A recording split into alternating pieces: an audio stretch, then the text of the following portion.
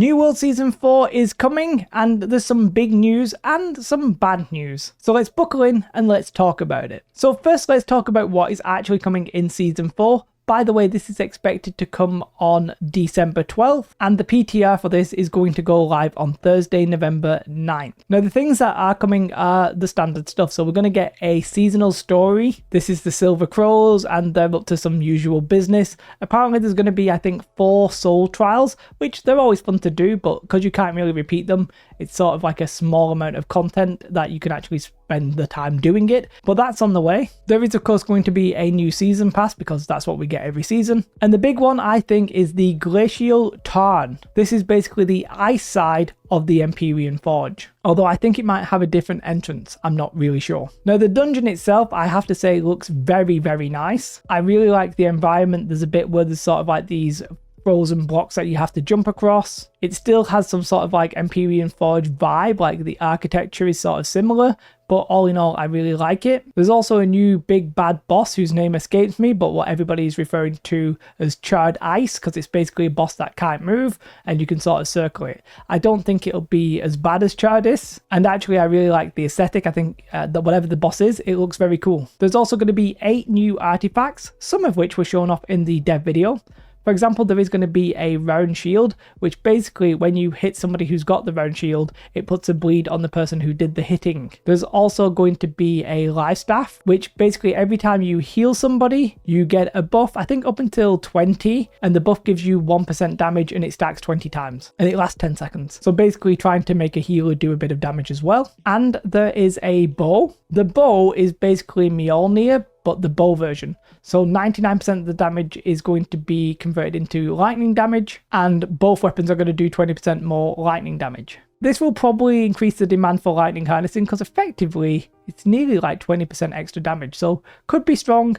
I'm not sure the bow players out there of the world will probably let me know. That bow as well, by the way, I believe, I can't remember if they said the explosive shot will stun if they're full health or if the bow itself will just stun if it's full health. Either way, that's going to be very interesting. They did also mention the wing shoes, which are going to boost your speed and reduce the cooldown. A bit of me wonders how much haste you're going to get from this and if that alacrity punishment in PvP will be worth it, but let's not talk about it too much because we haven't even seen it yet. And there will of course be the ice gauntlet. Basically anything that was missing the first time around is definitely getting something this time around, and then the rest of them are probably going to be armor pieces, I would guess. And if I'm honest, that's pretty much it for what is actually coming when Season 4 launches. And that seems a little bit sad to me. There is more in the season, but there's a lot of things that have been omitted as well. So let's talk about those. So the seasonal trial with the mutations, that has been moved. And actually they said it's probably not going to be mutated at all. So there will be a seasonal trial, but it's not coming this time. And the fact that they're calling it a seasonal trial sort of suggests to me it's not a proper raid, but I've no idea what it is then, because if it's not related to this season, how are they going to tie it into next season? I'm a little bit confused there. I sort of enjoy the fact that they're moving away from the mutated version. I'd rather there be a different mechanic there, but yeah, that's moving. The seasonal trinket, they said it's sort of too soon to when they introduced artifacts, and they like artifacts right now, so they don't want to mess things up with adding this new seasonal trinket thing. And in a way it makes sense, but it's also sad that it's just going. And for the MSQ rework, they've also moving that. I think basically because they're rushing and they don't want to rush, and that was very much indicated when they did the expansion, and a lot of the MSQ was simply broken, and this meant people couldn't progress their characters in the right way, and that was terrible, so they're trying to avoid that. So the MSQ has been postponed simply because they broke it the last time and they need to make sure it's more polished. Alright, I guess, but it's sad again. There's not going to be a new heart rune, but don't really care about that. Another thing that is also being postponed is the seasonal territory control system. Now, we're not 100% sure what this will actually entail, but the reason given is that it's basically too close to when they introduced the Influence V2, the PvP races. Now that again might make sense. Obviously I don't actually know what this one is, but again, it feels really sad. Now, another thing that is being moved, but is actually still sort of coming, is cross-realm expeditions. However, they did not mention Arena, so I think Arena might be coming at a separate time. On the website, it just mentions expeditions, and in the video, it didn't sound like they mentioned Arena to me. Now, this actually is coming in Season 4, if you believe what Amazon are saying here, which, to be fair, I do. But it's not coming at the launch, so my guess would be maybe like January or February. However, there's a small chance it'll get pushed to actually Season 5, but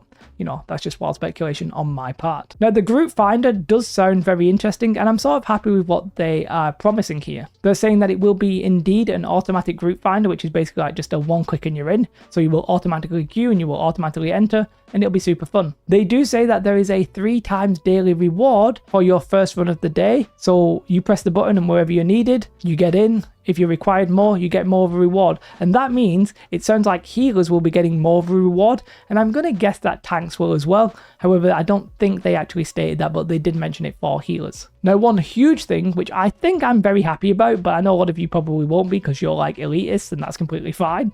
But I think they've opened the door here for the casual gameplay in a way that I think is truly positive for the game. Basically, the automatic group finder is going to apply to mutations, but people who do it through the group finder are going to get a 15% damage buff and a 15% healing buff, I think. Now you might be thinking, well, won't that just break the leaderboards? And the answer is yes, it would. So these runs will not count to the leaderboard.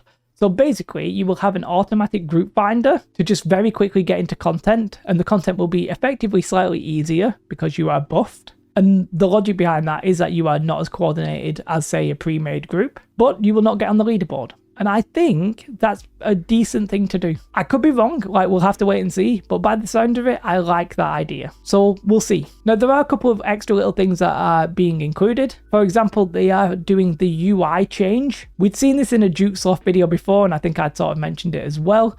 In one of the PTRs, you could sort of mess around with the UI. You can do things like reorder it. You can split it so that it's 1 wide instead of 2 wide. You can you know, completely close all the gems and all that kind of stuff. So there's a lot of UI improvements there. There appears to be a filter button, but I don't know if that's like a filter like at the trading post. I'm not really sure what that is. But one thing that is definitely coming that they mentioned is effectively an auto salvager. So you can press the salvage button, and I think you can sort of set rules. So if you want to salvage blue and purples, it'll do that for you.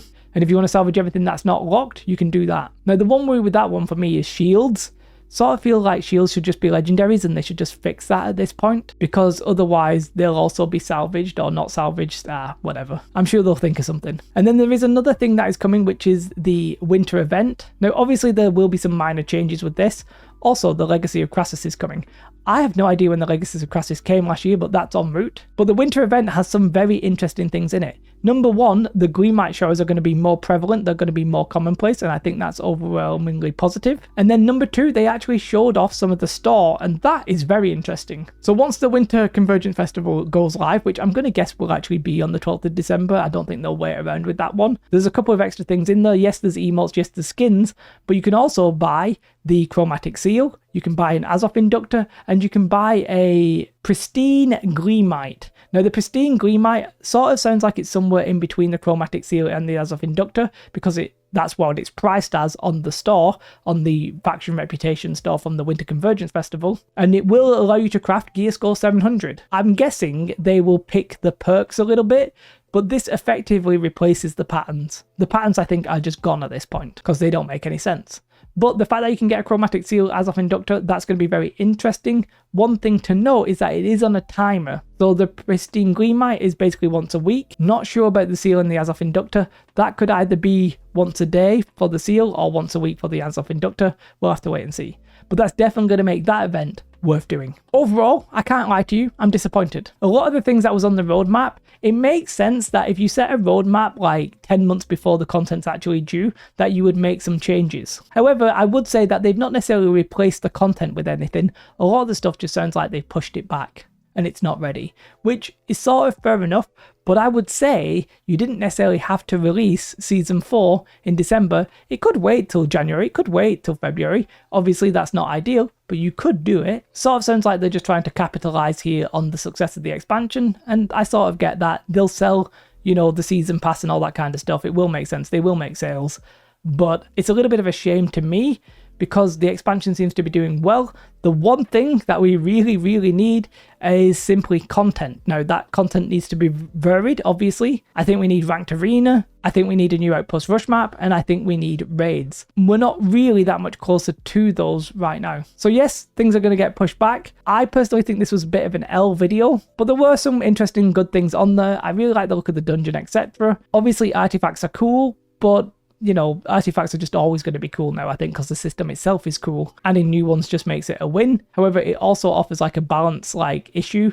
However, whatever, let's not worry about that right now. If you want to support me, then becoming a Patreon truly is the best way. It's the best way of giving me your money, basically. I get like the highest percentage from that. Otherwise, you can come and support me by watching me over on Twitch. I stream 6 days a week, generally for about 7 hours. When the PTR drops, I'll be streaming from the morning all the way to the evening. So that's something you're going to want to check out. Finding all that juicy information live, that'll be pretty exciting. Other than that, let me know your thoughts and comments below. Have a most beautiful day. Like and subscribe. Goodbye.